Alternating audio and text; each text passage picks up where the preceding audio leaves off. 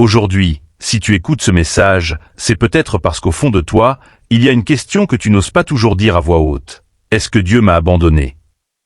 Peut-être que tu traverses une période difficile. Peut-être que tu pries mais tu n'as pas de réponse. Peut-être que tu fais des efforts mais rien ne change vraiment. Et dans ce silence, dans cette attente, dans cette fatigue, le doute peut s'installer. Si tu te reconnais dans ces mots, prends quelques secondes pour liker la vidéo, laisser un commentaire pour exprimer ce que tu ressens en ce moment et t'abonner à la chaîne parce que ce message est là pour te rappeler quelque chose d'essentiel. Tu n'es pas seul et tu n'as pas été abandonné. Maintenant, respire un instant et écoute attentivement, parce que ce que tu ressens a du sens, mais ce que tu crois en ce moment n'est peut-être pas toute la vérité. Il y a des moments dans la vie où tout semble silencieux. Tu pries, mais tu n'as pas de réponse claire. Tu attends, mais rien ne bouge. Tu espères, mais tu ne vois pas de changement. Et dans ces moments-là, il est facile de penser que Dieu est loin, qu'il ne t'écoute pas, ou pire, qu'il t'a laissé tomber. Mais il faut comprendre une chose essentielle. Le silence n'est pas une absence. Ce n'est pas parce que tu n'entends pas que Dieu ne parle pas.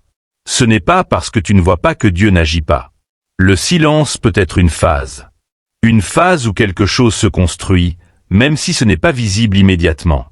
Une phase où tu es invité à continuer sans dépendre constamment de signes. Beaucoup de personnes associent la présence de Dieu à des émotions fortes ou à des réponses immédiates. Mais la réalité, c'est que Dieu agit souvent en dehors de ce que tu ressens. Tu peux te sentir seul, sans être seul. Tu peux te sentir abandonné, sans l'être réellement. Tes émotions sont réelles, mais elles ne sont pas toujours fiables comme indicateurs de vérité. Un autre point important, c'est que les périodes difficiles peuvent brouiller ta perception. Quand tu es fatigué, stressé ou découragé, ton esprit peut interpréter la situation de manière plus négative. Tu peux voir du vide là où il y a en réalité un processus. Cela ne veut pas dire que ce que tu ressens n'a pas de valeur. Cela signifie simplement que ton ressenti ne représente pas toujours toute la réalité. Il y a un témoignage qui peut t'aider à comprendre cela. Une personne traversait une période très difficile. Elle priait, elle cherchait Dieu, mais elle n'avait aucune réponse claire. Elle avait l'impression de parler dans le vide. Avec le temps, elle a commencé à douter profondément. Elle pensait sincèrement que Dieu l'avait abandonnée. Mais des mois plus tard, en regardant en arrière, elle a réalisé que pendant toute cette période, des choses s'étaient mises en place. Des rencontres, des changements, des protections, des directions. Rien n'était spectaculaire sur le moment, mais tout avait un sens. Elle a compris que Dieu n'était pas absent. Il était juste en train d'agir d'une manière qu'elle ne comprenait pas encore. Cela montre que ce que tu vis aujourd'hui peut être différent de ce que tu en comprendras demain. Il est aussi important de comprendre que Dieu ne fonctionne pas toujours selon ton timing. Tu veux des réponses maintenant, des changements rapides, des solutions immédiates. Et c'est normal. Mais parfois, le temps fait partie du processus. Certaines choses doivent mûrir, se préparer, évoluer avant de se manifester. Et ce temps peut être difficile à vivre parce qu'il te met face à l'attente. Mais l'attente ne signifie pas abandon. Elle signifie préparation. Un autre signe que Dieu ne t'a pas abandonné, c'est le fait même que tu cherches encore. Le fait que tu écoutes ce message, que tu te poses des questions, que tu continues à espérer malgré tout. Si tu étais réellement abandonné, tu n'aurais même plus cette sensibilité, cette envie, cette recherche. Le fait que tu sois encore là, que tu continues, même difficilement, est déjà un signe que quelque chose est vivant en toi.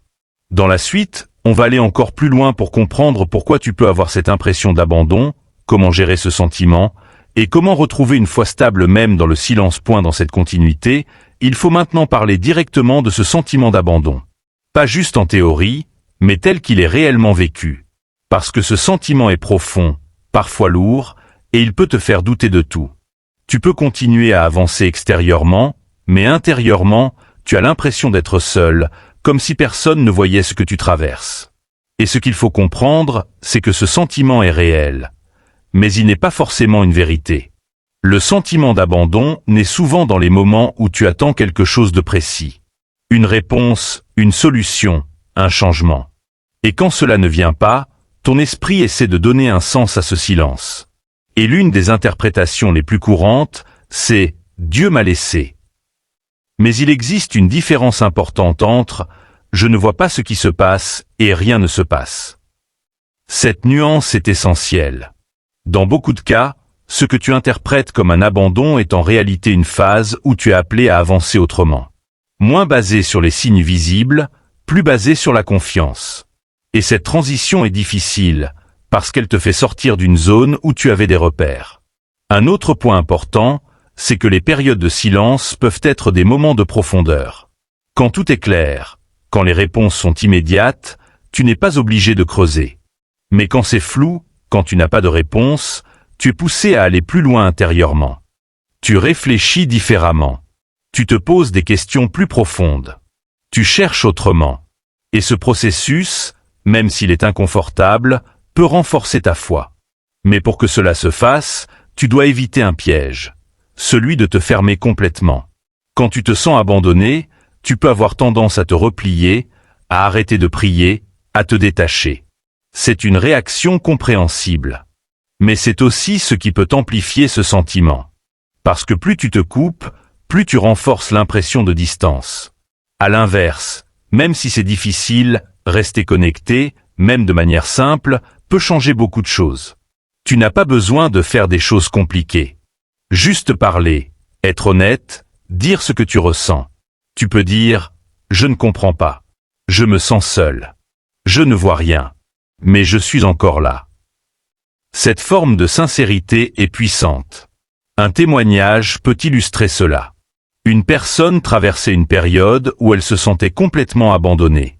Elle ne ressentait rien, elle n'avait aucune réponse, elle était fatiguée de prier.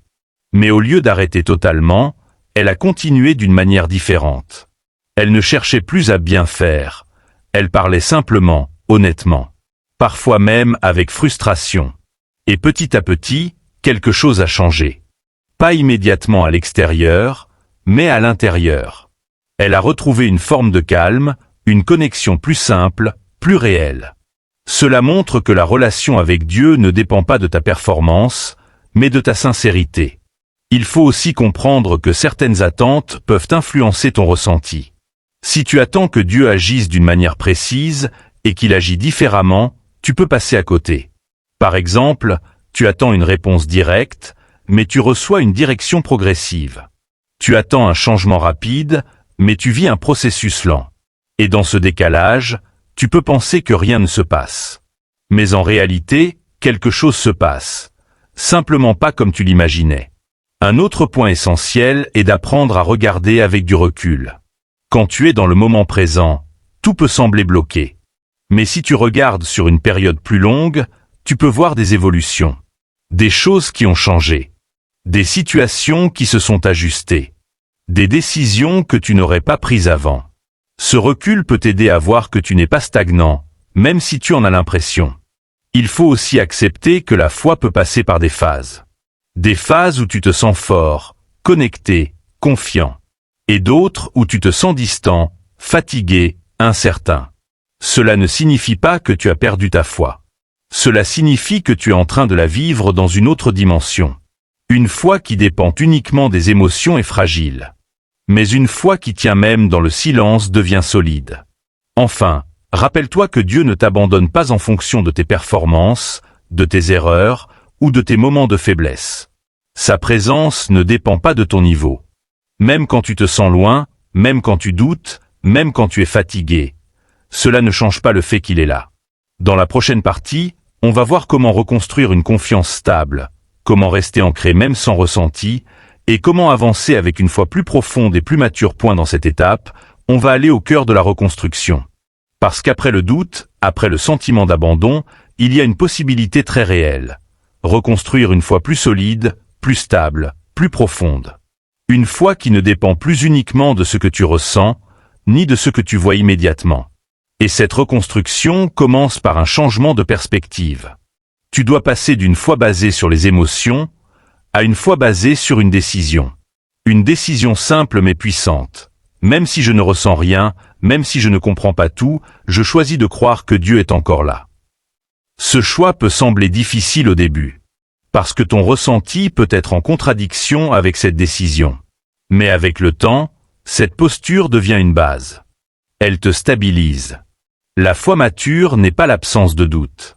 C'est la capacité de continuer malgré le doute.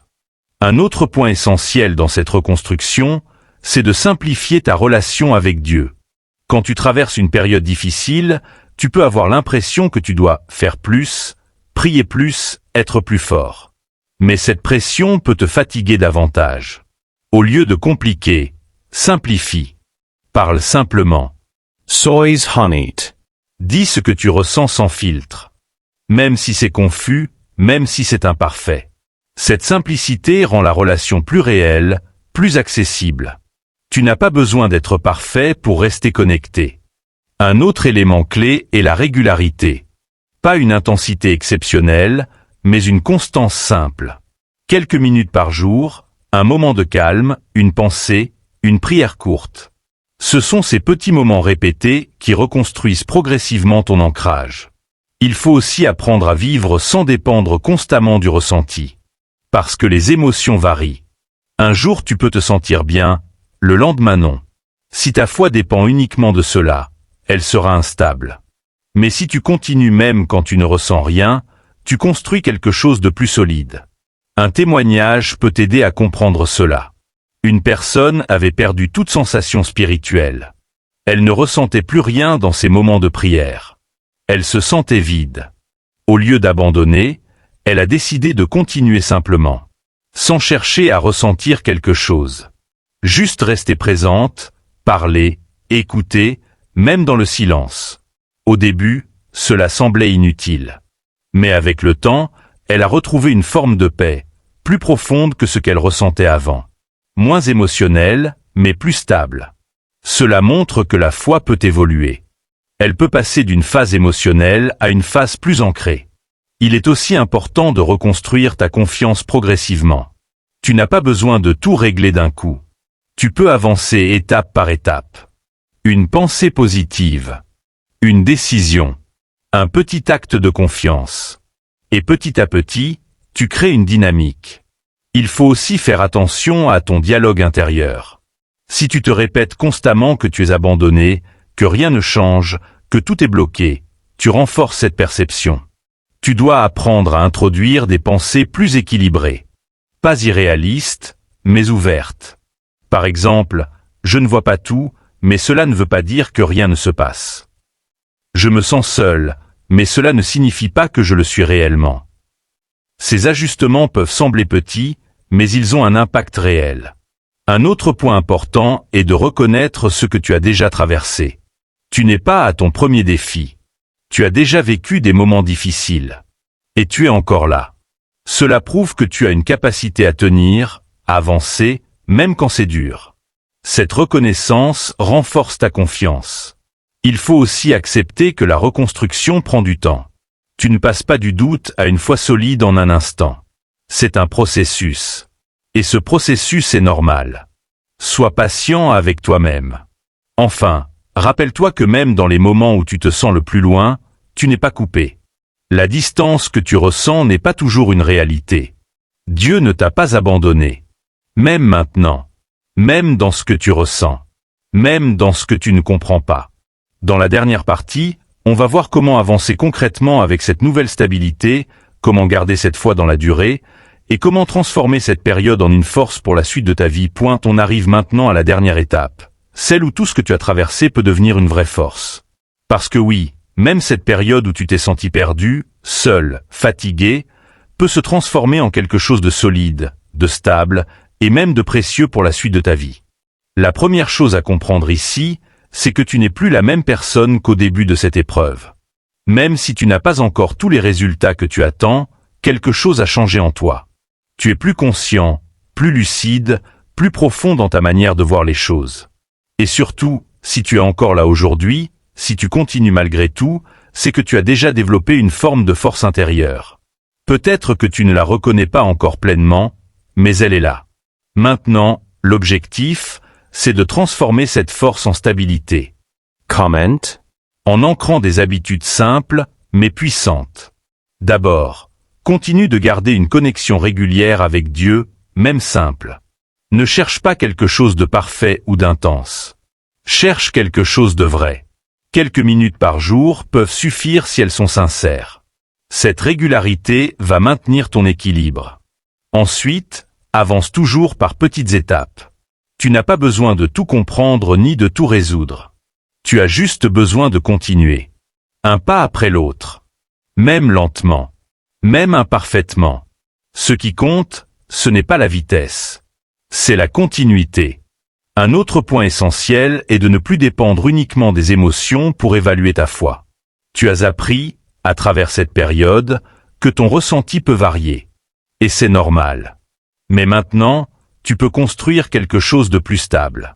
Une foi qui reste, même quand les émotions changent. Une confiance qui ne disparaît pas dès que tu te sens faible. C'est ça, la maturité. Un témoignage peut t'aider à voir cela concrètement. Une personne avait traversé une longue période de silence, de doute, de fatigue. Elle pensait ne jamais retrouver la même connexion qu'avant. Mais en continuant, même simplement, elle a découvert quelque chose de nouveau. Sa foi n'était plus basée sur des émotions fortes, mais sur une relation plus calme, plus profonde, plus stable. Et avec le temps, elle s'est rendue compte qu'elle était devenue plus forte qu'avant. Moins dépendante des circonstances, plus ancrée. C'est exactement ce que tu peux construire. Il faut aussi apprendre à regarder cette période avec un autre regard. Pas seulement comme un moment difficile, mais comme un moment formateur. Quelque chose qui t'a appris à tenir, à continuer, à croire autrement. Et cette expérience, tu vas pouvoir t'en servir. Pour toi, mais aussi pour les autres. Parce qu'un jour, quelqu'un vivra ce que tu as vécu. Et ce que tu as appris pourra l'aider. Un autre point important est de rester vigilant. Même après une période difficile, il peut y avoir des moments de doute qui reviennent. Et c'est normal. Mais maintenant, tu es mieux équipé. Tu sais que ces moments ne définissent pas toute la réalité. Tu sais que tu peux continuer malgré cela. Enfin, rappelle-toi ceci, et garde-le profondément en toi. Dieu ne t'a jamais abandonné.